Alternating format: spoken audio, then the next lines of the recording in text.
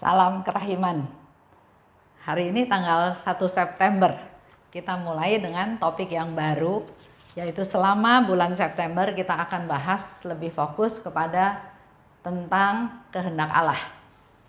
Mari kita sama-sama siapkan hati kita dengan doa Bapa kami. Kita berdoa pelan-pelan. Dalam nama Bapa dan Putra dan Roh Kudus. Amin. Bapa kami yang ada di surga, dimuliakanlah namamu. Datanglah kerajaanmu, jadilah kehendakmu di atas bumi seperti di dalam surga. Berilah kami rejeki pada hari ini, dan ampunilah kesalahan kami, seperti kami pun mengampuni yang bersalah kepada kami. Dan janganlah masukkan kami ke dalam pencobaan, tetapi bebaskanlah kami dari yang jahat. Amin. Dalam nama Bapa dan Putra dan Roh Kudus. Amin. Kita akan bahas dari diary nomor 6, yaitu tentang buku harian, dan nomor 134. Nomor 6. Aku harus menuliskan perjumpaan-perjumpaan jiwaku denganmu ya Allah, yakni perjumpaan pada saat-saat kunjunganmu yang istimewa. Aku harus menulis tentang Engkau yang tak terselami dalam kerahimanmu terhadap jiwaku yang papa. Kehendakmu yang kudus adalah kehidupan jiwaku. Aku telah menerima perintah ini lewat orang yang bagiku adalah wakilmu di bumi ini, yang mengartikan kehendakmu yang kudus bagiku. Yesus, Engkau melihat betapa sulit bagiku untuk menulis, betapa aku tak mampu merumuskan dengan jelas apa yang aku alami dalam jiwaku. Ya Allah, dapatkah sebuah pena menuliskan sesuatu yang seringkali tidak dapat diungkapkan dengan kata-kata? Tetapi Engkau memberiku perintah untuk menulisnya ya Allah, itu sudah cukup bagiku. Nomor 134. Oh Yesusku, sudah begitu banyak kali Engkau mencobai aku dalam masa hidupku yang singkat ini. Aku sudah mulai mengerti begitu banyak hal, bahkan sedemikian rupa sehingga aku menjadi heran. Oh, betapa indahnya menyerahkan diri sama sekali kepada Allah dan memberi Dia kebebasan penuh untuk bertindak di dalam jiwa. Ya, bulan September kita bicara tentang tema khusus, yaitu tentang kehendak Allah. Diary nomor 6 bicara tentang lahirnya buku harian Suster Faustina. Awalnya Pastor Sopotsko bilang bahwa dia nggak punya waktu yang cukup untuk mendengar pengakuan Suster Faustina yang berkepanjangan di ruang pengakuan. Karena Pastor Sopotsko itu adalah seorang profesor di seminari tinggi. Dan dia juga jadi profesor di sekolah teologi di Universitas di Vilnius. Jadi sangat sibuk, nggak punya cukup waktu untuk mendengarkan pengakuan dosanya Suster Faustina yang berkepanjangan. Oleh sebab itu, Pastor Sopotsko meminta kepada Suster Faustina untuk menulis segala sesuatu yang dialami di dalam hati. Dan secara berkala menunjukkan buku itu kepada Pastor Sopotsko. Itu terjadinya buku diaries Suster Faustina ya, yang kita baca setiap hari. Untungnya buat kita adalah justru melalui buku ini kita jadi tahu tentang devosi kepada kerahiman ilahi. Kita jadi tahu apa yang menjadi kehendak Tuhan. Kita menjadi tahu apa janji-janji Tuhan kepada kita semua. Ya, itulah kelebihannya, keuntungannya, benefitnya dengan adanya diary Suster Faustina. Dikatakan di nomor 6, aku harus menuliskan. Kita nulis, kita perlu waktu. Sehingga waktu Suster Faustina menulis otomatis bisa lebih leluasa, bisa lebih lengkap, bisa lebih detail apa yang dia tulis. Karena kalau langsung bicara dalam sakramen tobat, belum tentu semuanya bisa terungkap ya, tapi dengan menulis semuanya lebih teliti, lebih detail yang dia tulis. Yang ditulis adalah perjumpaan-perjumpaan jiwaku denganmu ya Allah. Perjumpaan pada saat kunjunganmu yang istimewa. Jadi kalau kita mau tahu perjumpaan-perjumpaan antara Suster Faustina dan Tuhan, kita banyak baca diary Faustina ini. Karena yang dicatat oleh Suster Faustina adalah perjumpaan-perjumpaannya dengan Tuhan. Dalam hidup kita juga sebetulnya perlu melakukan pencatatan tersebut.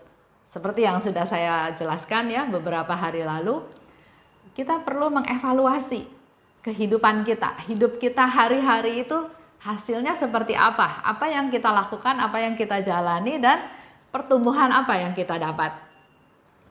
Jadi kalau bisa Bapak Ibu mulai hari ini buat catatan, diary untuk diri sendiri.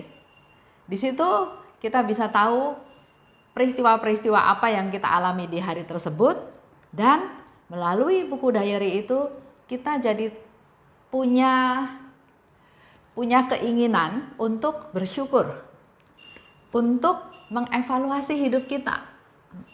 Arahnya kemana? Arahnya udah betul belum? Sesuai nggak dengan kehendak Tuhan?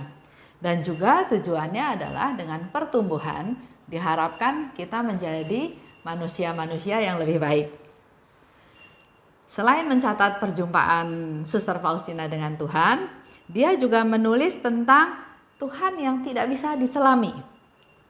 Di dalam kerahimannya terhadap jiwaku yang papa. Betapa besar kerahiman Tuhan tidak terselami yang dialami oleh Suster Faustina sebagai seorang yang papa. Begitu pula dengan kita semua. Yang ketiga, kehendakmu yang kudus adalah kehidupan jiwaku. Jadi yang dicatat itu adalah perjumpaan, menulis tentang Allah yang Maha Rahim, dan juga menulis tentang kehendak Tuhan. Sesuai dengan tema kita bulan ini ya, kehendak Allah. Apa kehendak Allah? Kita mau gali sama-sama selama 1 bulan ini. Dikatakan oleh Suster Faustina, betapa sulit bagiku untuk menulis. Betul. Nggak usah Suster Faustina ya, yang sekolahnya sampai 3 SD. Kita pun yang mungkin lebih dari 3 SD, mau mulainya itu susah. Mau mulainya dari mana, mau catat apa yang mau kita lakukan. Ya. Sehingga dikatakan oleh Suster Faustina, betapa sulit bagiku untuk menulis. Begitu juga Suster Faustina nggak punya pengetahuan tentang ilmu teologi, ilmu filsafat, ilmu yang tinggi-tinggi. Apa yang didiktekan oleh Yesus, dia ingin mencatat tapi dia juga susah mau mulainya dari mana ya.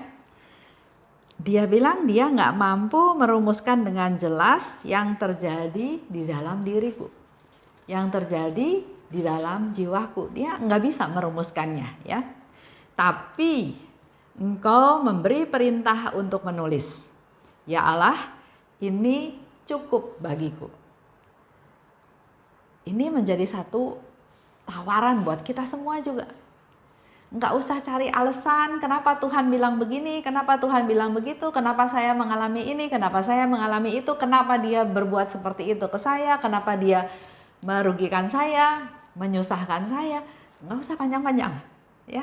Tapi Suster Faustina bilang, Engkau memberi perintah, itu sudah cukup bagiku. Jadi dia nggak mau tahu reason yang lain ya. Walau nggak bisa, walau nggak mengerti, tapi dia tetap berusaha untuk mencatat apa yang Yesus katakan, Yesus bisikan. Dan ini sudah cukup bagiku. Begitu pula dengan hidup kita masing-masing ya. Hidup kita ini kan misteri. Kita juga nggak tahu apa yang akan terjadi besok, apa yang akan terjadi 2 hari lagi, 1 minggu lagi, 1 bulan lagi, 1 tahun lagi. Kita nggak tahu. Contoh, COVID. Siapa yang sangka? Saya bulan Desember dengan keluarga besar ya, dengan papa, mama, adik-adik, kami 6 bersaudara, dengan 2 tante, dengan ipar, dengan keponakan, kita ber-30 orang. Pergi naik cruise. Itu menjelang Natal, Desember. Bahkan masih extend di Singapura, extend lagi ke Malaysia. Awal Januari balik ke Indo. Masih biasa-biasa aja. Padahal ternyata masalah COVID itu sudah mulai ada di Wuhan, di Cina. Jadi nggak ada yang bisa duga. Bahkan kita sekarang bersyukur kita nggak termasuk atau waktunya masih jauh lebih bagus daripada mereka-mereka yang juga pergi tour, pergi naik cruise yang sempat di lockdown, sempat di karantina di kapal pesiar tersebut. Ada yang ketularan, ada yang macam-macam. Kita bisa bersyukur dan memang nggak pernah ada yang bisa duga apa yang akan terjadi besok. Ya. Tapi yang sekarang mau jadi pegangan, Suster Faustina bilang, asal ada perintah dari Tuhan itu sudah cukup bagiku. Cukup di sini nggak mencari alasan, nggak mencari sebab, nggak mencari apa tujuannya, terima aja, terima, pasrah. Itu salah satu ciri daripada kerendahan hati. Menerima, pasrah, nggak komplain, nggak menolak, nggak mengeluh. Itu ciri-ciri dari yang rendah hati. Di 134 dikatakan, sudah begitu banyak engkau mencobai aku dalam hidupku yang singkat ini. Itu satu ungkapan yang dikatakan oleh Suster Faustina kepada Tuhan. Karena di 135 disebutkan selama masa probasi yang ketiga, Suster Faustina waktu itu belum mengucapkan kaul kekal, masih masa probasi. Masih dalam masa persiapan untuk kaul kekal. Tapi dia sudah banyak mengalami cobaan, mengalami ujian dari Tuhan. Jadi kan biasanya yang kita pikirkan masuk semuanya lancar. Persiapan biasanya semuanya lancar, sudah menerima kaul kekal, barulah terjadi. Kalau ini dia masih dalam masa probasi aja, dia sudah banyak mengalami penderitaan, mengalami ujian, sehingga dikatakan sudah begitu banyak engkau mencobai aku dalam hidupku yang singkat ini. Ini suatu caranya Tuhan untuk memastikan juga, untuk tes ya, kesetiaan, kesungguhan dari Suster Faustina. Begitu pula dengan yang kita alami. Kita mau melakukan sesuatu yang baik, sesuatu yang besar yang dari Tuhan itu biasanya banyak tantangannya, banyak penderitaannya, dan biasanya nggak mulus. Bukan karena Tuhan nggak turun tangan, tapi inilah proses. Apakah kita sungguh-sungguh? Apakah kita tekun? Apakah kita taat? Apakah kita setia? Lanjut. Jadi kesimpulannya, Suster Faustina katakan betapa indahnya menyerahkan diri kepada Allah. Kalau dia sudah menyerahkan diri kepada Allah, Allah aja cukup bagiku. Dia udah nggak perlu pusing yang lain, nggak perlu khawatir yang lain, nggak perlu dikuasai oleh masalah-masalah yang lain. Dan yang kedua, diberi kebebasan penuh padanya, memberi kebebasan penuh kepada Tuhan untuk bertindak. Ya, inilah saya Tuhan. Jadi nggak usah khawatir, nggak usah bingung, nggak usah banyak hal yang dipikirkan, tapi hanya suatu kepasrahan, penyerahan diri. Inilah saya ya Tuhan, lakukan kehendak-Mu. Sesederhana itu, ya, menyerahkan diri kepada Allah, dan engkau punya kebebasan penuh untuk bertindak. Menjadi tugas kita adalah mari kita mulai belajar buat buku harian. Buktinya Suster Faustina bikin buku harian sangat berguna. seluruh dunia mendapat manfaat benefit dari buku harian ini. Kalau kita bikin buku harian, tujuannya pasti nggak sia-sia. Pasti ada gunanya minimal buat kita sendiri, buat mengevaluasi diri kita. Ya. Yang kedua, kita bisa lakukan eksamen. Seperti yang sudah saya ulang-ulang, saya jelaskan tentang eksamen. Itu ada 5 tahapan. Bersyukur pada Tuhan, undang Roh Kudus untuk hadir, untuk memimpin kita. Ketiga, pemeriksaan batin. Keempat, evaluasi. Dan kelima, membuat niat-niat yang baru. Dan yang ketiga, menulis tentang Tuhan yang tidak terselami.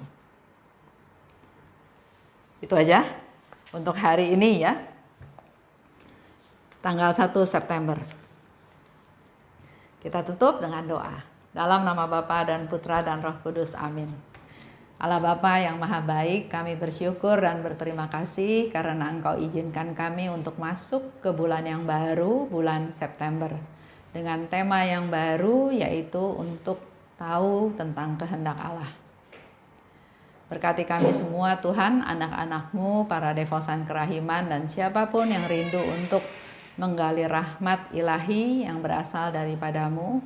Berilah kami pencerahan, berilah kami kemampuan, berilah kami juga kerinduan untuk semakin mengenal Engkau Allah yang Maha Rahim, Allah yang tidak terselami.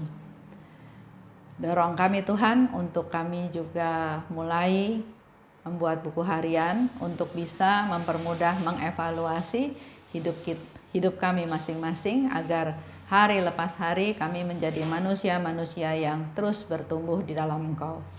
Terima kasih Bapa, dalam nama Tuhan kami berdoa dan bersyukur. Amin. Dalam nama Bapa dan Putra dan Roh Kudus. Amin. Salam kerahiman.